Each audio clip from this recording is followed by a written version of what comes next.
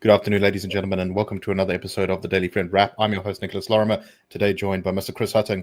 Let's get into the first news story of today, and this is some follow-on from yesterday's GDP figures that shows that South Africa's mining industry is in a terrible, terrible state.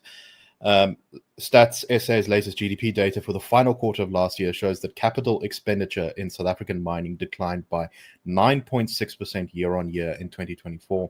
The Minerals Council of South Africa has called last year's fixed investment data, quote, a horror show.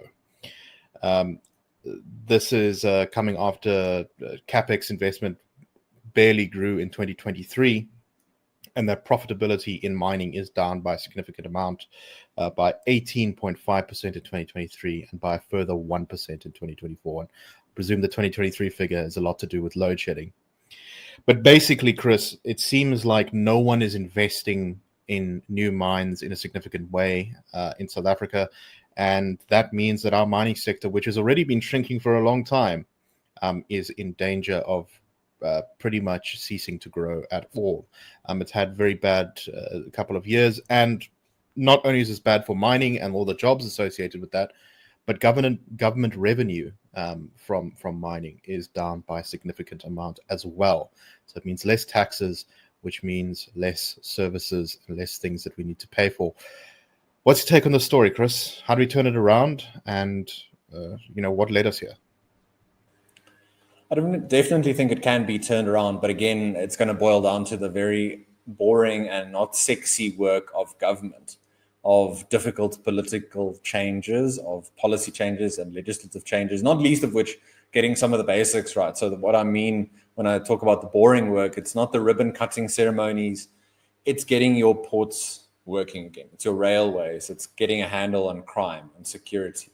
It's getting those basics of what a state, which ought to have a monopoly on force, what a state should be able to do to build a broader environment and secure a broad environment where local and domestic investors are confident that they can invest real capital into the country. So this particular data on mining and mining capex, we're seeing in our gross fixed capital formation, for example, where the National Development Plan sets a target of 30% gross fixed capital formation as a percentage of GDP. The only time we got close to that was 21% in about 2008, 2009, in the lead up to the Soccer World Cup. So it was for those sorts of infrastructure projects. But if we don't get between, say, 20, 25% best case scenario, that shows you that the long-term confidence isn't in the economy, because that's the investment in your roads, your bridges, your mines, your heavy plant equipment, the sort of stuff that you can't take out easily overnight if you're worried about a specific country or a geographic location. So if property rights are secure, if there's low crime, if the ports and railways work, if you've got adequate labor supply, which we do, then that sort of fixed investment takes off. So those are it's not finding a silver bullet. I know we don't want to focus on these difficult things to fix because they've also been around for such a long time. There's incentives to keep it the situation as it is, especially for vested interests in government and in business. But when the situation persists, we're not going to see a real uptick in real mining activity. You'll still see some extractive elements. You'll see the real big mining houses, even globally, able to deal with these risks from a capital point of view. But there won't be real competition. There won't be tapping South Africa's mineral resources properly. And just the last point, your sectors like mining, manufacturing, those are ideal for a country with a lower to middle educated and skilled workforce, as is the case in South Africa. It's one thing for us to aim towards the financial sector, the more blue white collar work, for example. But that's not where we are, and we're not playing to those sectors, which should be our strength. Yeah, that's exactly right. And of course, the human cost of this is very real too. You can just take a drive through big parts of the Northwest in particular, and you will find many towns who are surviving almost entirely off of the wealth that's flowing out of a mine, through the people that have direct jobs there, from the people who provide services to the miners, from the dependents that those miners are taking home money to. There's just huge social infrastructure built around these things. And as these mines over the past couple of years have declined or faded away or just not been invested in, those communities have gotten more and more difficult to live in. And the potential for them to just either completely disappear or fall into sort of total poverty is ever present, which is another reason why, this is not just a nice to have. This is not just a a theoretical question. This is about the lives of real human beings, and that's why we need to change the investment environment to make the lives of those people better, and that they are able to see a future where their children live comfortably and safely. All right, let's move on to our next story, and this is about President Cyril Ramaphosa, who is very keen on the upcoming G20 summit to be held in Gauteng, namely in Johannesburg and Ekurhuleni. But he's not so pleased about the state of some of those municipalities. In fairly soft criticism, while addressing an oversight visit of national government to Gauteng before the G20 summit, he said, "Of the two meetings I attended, the environment was not very pleasuring. I say that to this so that we can improve immensely. As South Africans, we are proud people. Let us get that self-pride to lift us up so that we present a G20 that will wow people. This is so that when people look at what we offer, they will just say, wow, this is how South Africans do it." However, he also took the time to defend Johannesburg Mayor Dado Marero, who has said that he is going to be prioritizing the routes around which the G20 delegates will travel. Saying that Ramaphosa said, "As we do in the African tradition, when visitors come, we must make sure our abode, poor as it might be, becomes presentable and gives a good look feel. The hospitality we roll out, the friendly disposition must be there. As these meetings happen, it is an opportunity for Gauteng to gear up and demonstrate we did not make a mistake when we chose Gauteng to be the host of G20. You need to show we were correct in identifying Gauteng, and particularly Johannesburg, to be the host, and it should be seen as such." He wants people across the world to think that South Africa is this great place where important decisions were made, and so he's trying to sort of frame this as almost like a kind of cultural duty that we have to make life better for our visitors. But the reason we're hosting the G20 summit is so that he can promote his prestige on the global stage. The benefits for South Africa, I think, are far and few between, particularly when this G20 summit is already turning out to be such a sort of flop. The global institutions are all in chaos at the moment. The Americans aren't showing up. The Europeans don't want to be photographed with the Russians. The Japanese aren't even sending particularly high-level delegations, as far as I'm aware, or they didn't send their finance minister. And so it's entirely a protecting the image of the government and a vanity project. This is nothing about South Africa's image. This is about Cyril Ramaphosa and the ANC's image. And welcome, Mr. President, to noticing that Johannesburg is not in a great state. A lot of people have been saying that for a long time. But, I'm glad that it's finally on the radar now that your prestige is at risk. That's a bit more of a rant than a question, Chris, but do you have anything to add? No, it might be a second rant that follows yours. But I mean, just yesterday, we had seriously heavy storms in parts of northern Johannesburg. I mean, you had videos of people's walls washing away, that sort of thing. Now, that does happen every now and then, but this did seem quite more intense. And part of that is lack of maintenance in things like drainage, for example. So again, the basics, having the systems in place to deal with when this sort of thing happens, as happens in Gauteng and the Highveld when we have our intense thunderstorms afternoon after afternoon. So for those citizens who live in Johannesburg, they're having to deal with the failure of service delivery by municipal metro governments for a long time now. When President Ramaphosa comes to visit, and maybe what was clear here is that he spends most of his time in other parts of the country, if he is so surprised and shocked and dismayed by the state of Johannesburg. So where is he spending most of his time? Just on the mayor, and the link I'm drawing might be way too tenuous, so I apologize. But in football, when the owner of a team expresses confidence in a manager, that manager's time is very well up. So I wonder if there's something in the works here about the mayor of Johannesburg, that the president is expressing confidence in him, things are happening, things will work. But there could be some changes afoot in that regard. And it could just be a reshuffle. So I'm not saying that would fix the deep issues. But this points to the pressures that the ANC especially feel. From the 2019 to the 2024 elections, the ANC went from just above 50% in Gauteng to about 34%. And they haven't really, in my analysis and estimation, just in terms of basic service delivery, done anything to arrest that situation. Just over the last 2 weeks, they've reshuffled Gauteng and KZN provincial leadership.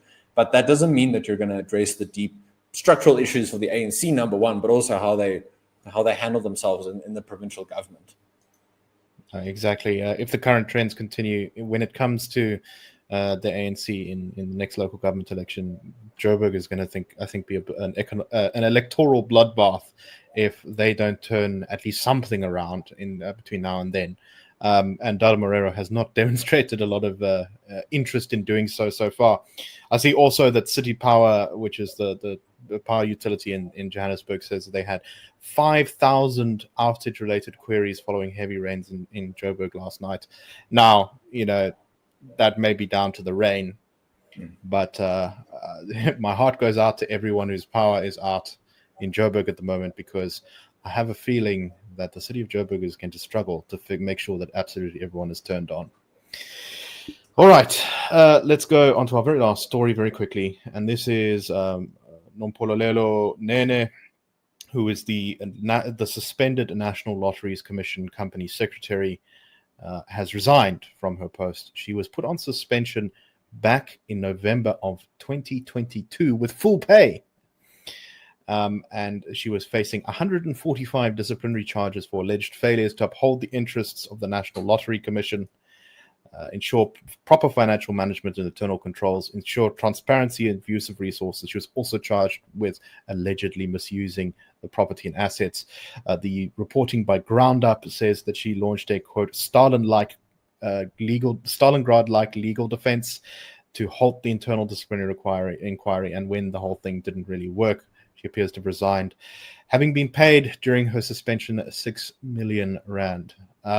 Now, Chris, there's two aspects to this. The one is the general kind of lack of accountability and failure to properly go through with a disciplinary process for someone who had some very serious charges against them. How can it possibly take this long? I'm sure, I know that the Stalingrad strategy has been proven to work in quite a few cases, but one suspects that the Lotteries Commission and the government could have done more here. And two, the lottery has become, I think it's in many ways an immoral institution at the moment. It's a government-run lottery. It's one thing to have a privately run lottery that is trying to make a profit and that people can engage in or not if they want to. But it feels very strange to have the government trying to encourage people to play the lottery. And the money that's, the huge profits made from the lottery are supposed to go towards uplifting communities, to give something back. So yes, you may have lots of very poor people often taking a chance of the lottery, which is not great because, they're spending money. They often don't have a lot in the hope that something will change. But it's maybe a little bit better if that money is actually going, but we've seen so many corruption scandals around the lottery over the last couple of years. This is an institution that is clearly in crisis, and I wonder whether we should just scrap it completely and just say that private companies can create lotteries. I'm very much partial to your proposed solution, especially just the point around if you assume best case that that this is set up with the intention of providing some funding for charities or sports development or something, where is that money actually going? If you just take this particular example of someone who's since 2022 has been enjoying things quite well.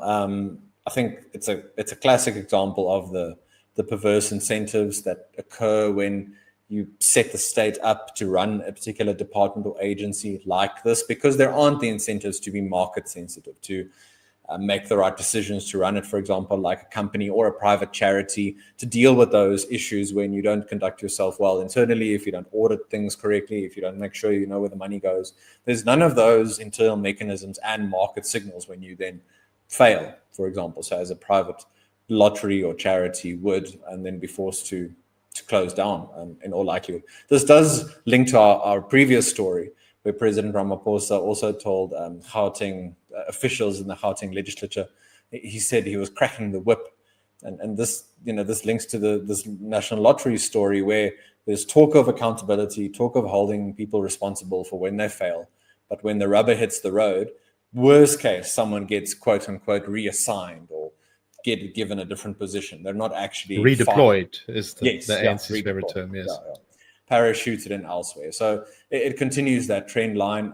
Hopefully there'll be some element of better governance here, but the incentives aren't there, I think, in that case.